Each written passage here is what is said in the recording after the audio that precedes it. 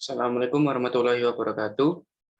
Kali ini saya akan mempresentasikan tentang proposal penawaran aplikasi, yaitu desain interior.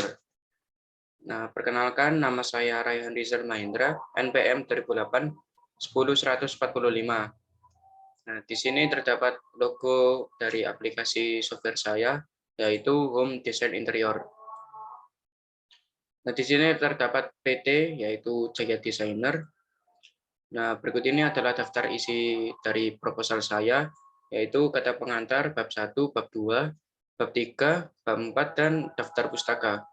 Kemudian kita masuk ke kata pengantar. Nah, di sini terdapat kata pengantar saya. Kemudian di bawah ini terdapat nama nama kota dan tanggal, tahun, dan beserta tanda tangan saya sebagai penulis. Kemudian kita masuk ke bab 1, yaitu pendahuluan. Nah, di sini terdapat latar belakang.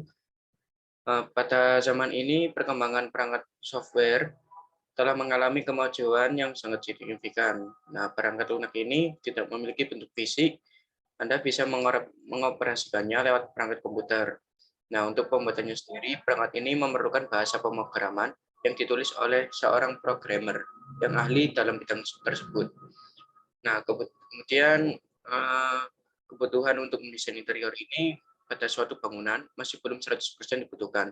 Oleh karena itu, saya sebagai penulis ingin membuat suatu aplikasi desain interior yang nantinya bisa dilihat oleh user, dan user bisa mencurahkan hasil kreasinya ke dalam aplikasi tersebut. Kemudian di sini terdapat profil perusahaan saya yang bernama PT Jaya Designer, kemudian alamat perusahaan Jalan Basuki Rahmat nomor 99 Surabaya. Di sini saya nomornya fiktif, kemudian nomor teleponnya 081 345 234 2190. Di sini nomor teleponnya juga fiktif, kemudian email jayadesigner@gmail.com. Nah, PT Jaya Designer adalah perusahaan yang bergerak di bidang jasa desain untuk kebutuhan desain interior rumah. Nah, perusahaan ini berdiri sejak tahun 2002 di Surabaya. Kemudian nama dan alamat pemilik. Nama pemilik yaitu saya sendiri, Raihan Rizal Mahendra. Kemudian alamat pemilik Jalan Wage, nomor 23 Sidoarjo. Nah, nomor telepon bisa dilihat di layar. Kemudian visi dan misi perusahaan kami. Nah, visi yang pertama, visi menjadikan perusahaan interior dan furnitur yang terdepan bekerja secara profesional, berintegritas, terpercaya, dan selalu inovatif. Kemudian misi kami yaitu yang pertama, membuka ide kreativitas seseorang dalam mendesain interior rumah, kemudian menjadikan sebagai referensi. Jika ada seseorang ingin mendesain interior rumah, maka bisa melihat ke aplikasi software kami. Kemudian kita masuk ke bab 2, yaitu penawaran software. Nah, yang pertama ada deskripsi desain interior. Nah, apa itu sih desain interior? Nah, desain interior adalah proses penyusunan dan penciptaan elemen-elemen interior agar menjadi suatu kesatuan yang saling berkaitan untuk mencapai tujuan tertentu pada aspek estetis, keamanan, dan kenyamanan ruangan. Kenyamanan ruangan. Kemudian ada deskripsi software. Nah, pada proposal ini, saya sebagai penulis membuat aplikasi yang memiliki nama Home Design Interior. Nah, aplikasi ini dapat memperlihatkan berbagai gambar dari desain interior rumah.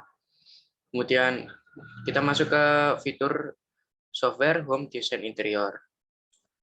Nah, pada aplikasi Home Design Interior ini menyajikan beberapa fitur-fitur keunggulan yang dimiliki oleh aplikasi kami. Nah, berikut ini adalah fitur-fitur yang kami sajikan. Yang pertama, pengguna dapat mendownload melalui Google Apps Play Store. Kemudian sebagai user dapat melihat berbagai contoh, berbagai desain interior yang minimalis dan modern. Kemudian bagi para desainer, boleh mengupload karya mereka ke dalam aplikasi kami agar kita bisa saling berbagi ilmu satu yang sama yang lain. Kemudian terdapat tampilan yang menarik. Yang terakhir, untuk melihat desain interior ini dapat disajikan melalui konsep 3D seperti aplikasi SketchUp. Jadi pengguna dapat melihat secara detail. Kemudian terdapat daftar gambar kami. Di sini terdapat desain interior yang minimalis. Nah, kita masuk ke contoh tampilan interface pada aplikasi kami. Nah, yang sebelah kiri nantinya akan menjadikan menu home, kemudian yang tengah ini akan jadi menu desain interior, berbagai contoh-contoh desain interior. Yang terakhir, para desainer bisa upload karya mereka ke dalam aplikasi kami. Nah, kemudian kita masuk ke bab 3, anggaran biaya waktu pengembangan software. Nah, pada minggu pertama yaitu pengumpulan kebutuhan. Kemudian pada minggu kedua dan ketiga, pembuatan software. Pada minggu keempat, penyelesaian software. Pada minggu kelima, pengembangan dan revisi software jika ada bug atau kesalahan. Pada minggu keenam, upload aplikasi ke Google Apps setelah menjalankan beberapa tes pada aplikasi kami. Kemudian masuk ke tahapan biaya. Nah, untuk ke tahapan pembuatan software di sini, jasa pembuatannya sekitar 800 sampai 3 juta. Nah, apabila memerlukan update pada modul, dikenai biaya sebesar 1.200.000 per desain. Nah, untuk update-nya ini, kita bisa lihat pada tabel di bawah ini, yaitu pengerjaan pembuatan software, yaitu sebesar 7.500.000. Ini juga sudah melakukan update. Nah, kemudian untuk upload ke Google Apps Play Store, nah dikenakan biaya pendaftaran sebanyak $25. Nah, $25 ini sebesar 358.250.000. Nah, untuk lebih ringkasnya bisa dilihat pada tabel di bawah ini.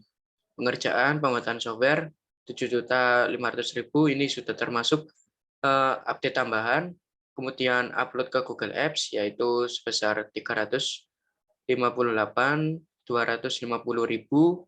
Kemudian ada license. Di sini saya lihat di Google juga sekitar 5 juta. Kemudian jika di total kurang lebih 13 juta sekian. Nah, di sini terdapat kesimpulan.